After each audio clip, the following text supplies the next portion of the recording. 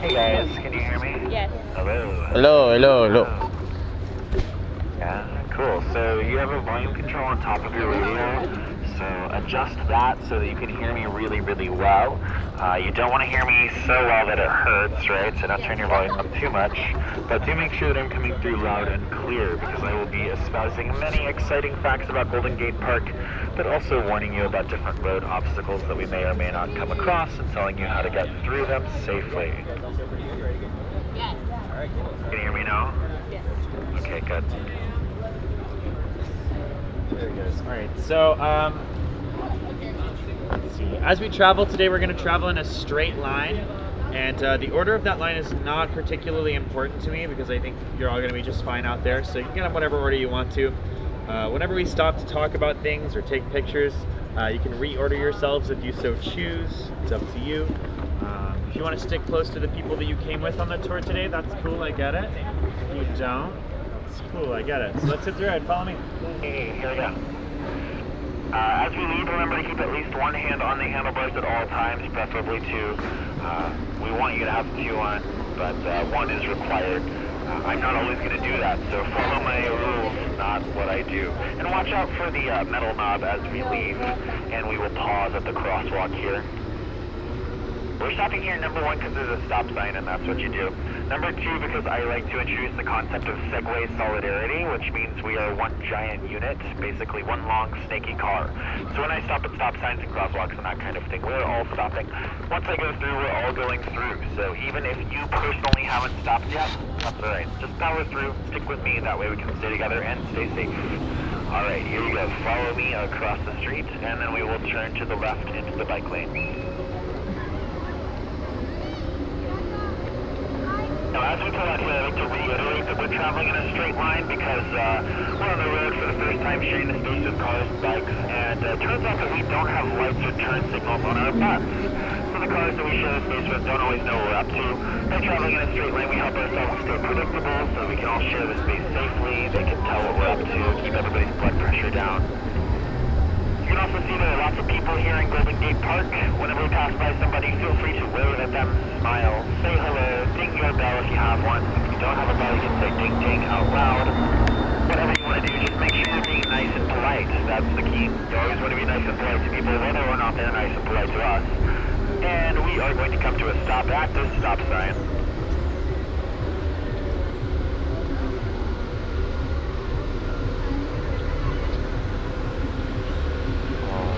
We're going to let this car go, and then we'll go after them. Okay, follow me. Pull to a stop in front of this fountain, and I'm also going to take a picture of you. So go ahead, get next to the people that you arrived here with today, but watch out for your tires. Remember, you want to keep a safety bubble of about 3 to 4 feet of space between your tires and all obstacles today, and you want to keep that from each other as well. So get close for a picture, but not too close, and I'll take your picture.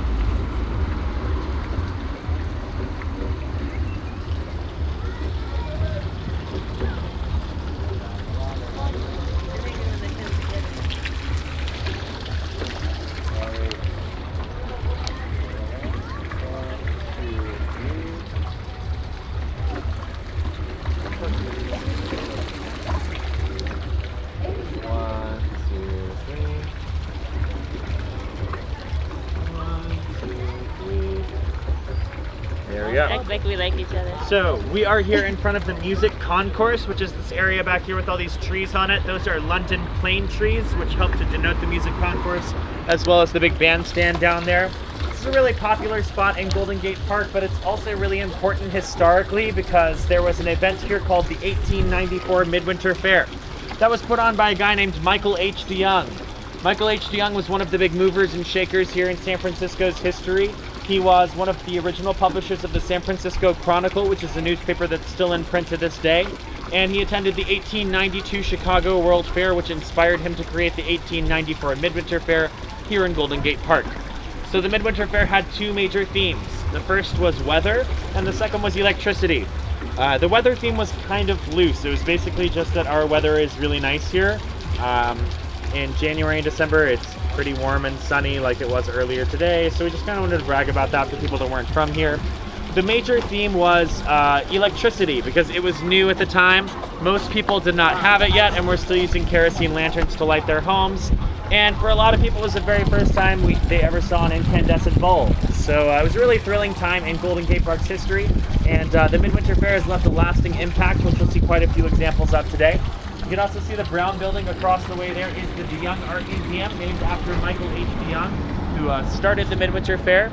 So his legacy continues as well, and we'll talk more about that later on too. But for now, I'm going to talk about this building back here. So this is the Cal Academy of Sciences. The Cal Academy of Sciences is the largest natural history museum on the West Coast, full of many fun things to see and do, including a gigantic aquarium on the bottom floor.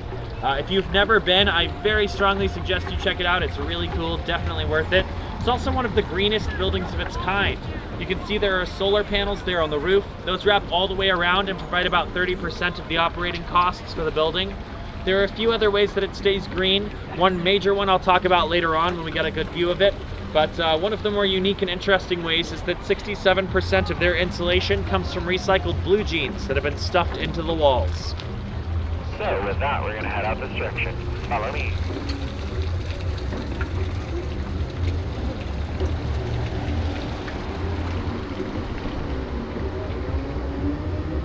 So as we head out this direction, you can see across the street from us there's a statue of two guys sort of shaking hands there. That's Goethe and Schiller, who are very famous Germans. They are there because some famous Germans did some German citizens did some fundraising to put those statues there. Now, they do not actually have anything to do with San Francisco. They were just put here because the German citizens wanted there to be a statue of them, so now there is. And it turns out that there are lots of statues in Golden Gate Park that have nothing to do with Golden Gate Park or San Francisco or even California necessarily. They're just famous for some other reason, so they're here. Like this guy in the big white statue. This is Francis Scott Key. Francis Scott Key is the guy responsible for writing the national anthem here in the United States. That is inscribed there on his statue, so you can read that there later on if you'd like to. They have all 4 verses written there. You guys know that there were 4 verses to the national anthem? Maybe? No? If you didn't know, don't feel too bad, because when we sing the national anthem, we only sing verse number 1. So most people assume that's all there is to it.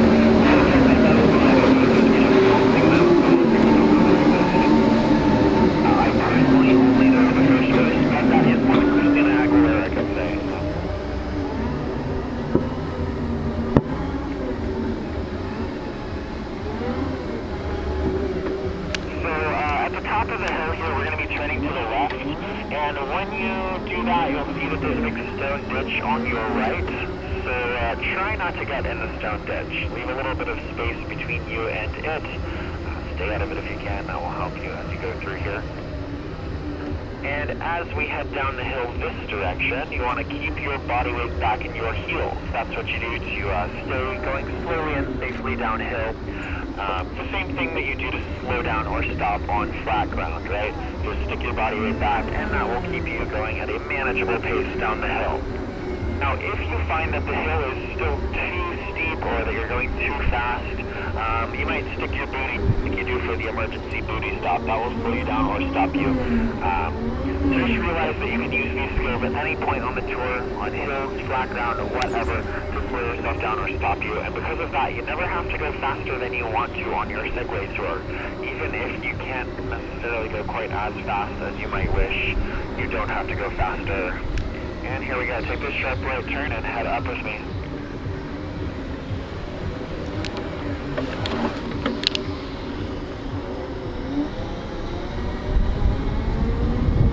So as we come up this way, we are currently riding through the John McLaren Memorial Rhododendron Dell. That's what this area is named. It's kind of a mouthful of a name too, but it should elucidate to you that most of the plants in here are some kind of rhododendron.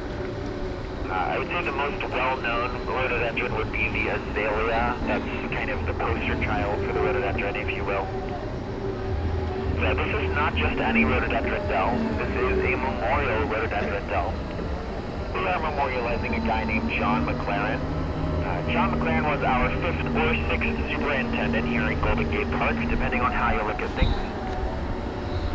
He took over in 1890 as head gardener and worked all the way up to 1943. So 53 years, that's a really long time to do any job. But because he took over in 1890, that was only about 20 years after Golden Gate Park was created in the first place. So there was not a lot here, and then he spent the next 53 years turning the park into the beautiful place that we see here today. So it's very appropriate that we memorialize him with this rhododendron bell, because the word rhododendron itself means king of flowers, and John McLaren was our very own king of flowers here in Golden Gate Park.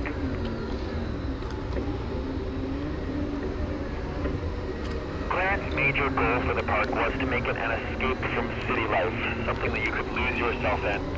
In a lot of ways, that vision came true, especially the western section of the city is left to go a little bit more wild and untamed than the eastern section. But John McLaren worked very tirelessly to make this vision a reality. He was always out in the garden working hard. He got a reputation as a very hard worker, but also as somebody who was really hard to work with. The reason for this is because he was so devoted to what he wanted the park to be, but he did not have time to work with you if you were doing anything else. In fact, he took the idea of, if you're not with me, you're against me, and kind of ran with it. So he particularly hated statues. He called them stookies, which is a Scottish slang term for a cast or a stiff. He thought that they were a prime example of the city sort of moving in on his turf. He was not able to get the city to stop putting statues in the park, so instead he had his gardeners go out into the garden to plant trees and bushes around those statues so that nobody could see them. Now, as we come down this hill, keep your body weight back in your heels and your booties out if you need them. Especially near the bottom here, it's going to curve back to the left and get a little steeper. So don't let that surprise you. Just remind yourself that you're in charge today, not your Segway. I'm with the confidence of that fact to carry you slowly and safely downhill.